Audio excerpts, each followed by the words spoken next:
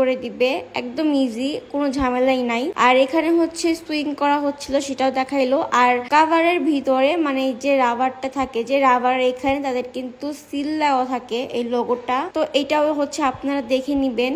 এরপর হচ্ছে আমরা তাদের আরেকটা সেকশনে আসি, এখানেও সেম ভাবে কাজ করা হচ্ছিল। আর আমি মনে করি আজকের ভিডিও দেখার পর থেকে সবার ভুল ধারণা ভেঙে যাবে, কোনটা অরিজিনাল কোনটা ফেক আপনারা নিজেরাই বুঝতে পারবেন। দেন হচ্ছে দেখতেছিলাম যে তারা এখানে কার্টেন রেডি করতেছিল। আমি ভাইয়াকে জিজ্ঞেস করতেছিলাম যে উপরের যেই টার্সেল করা জিনিসটা এটা কি আপনারা এমনি সেল করেন নাকি এটা ছাড়াও সেল করেন? তো উনি বলতেছিল যে যদি কেউ টার্সেল সহ নিতে চায় তাহলে তারা দিতে পারবে, টার্সেল ছাড়াও দিতে পারবে। আর এই যে রেড কালার কাপড়টা দেখছেন এইটাই হচ্ছে অরিজিনাল কাপড়। তো ভাই আমাকে অরিজিনাল আর ফেকের মধ্যে ডিফারেন্সটা বুঝাচ্ছিল।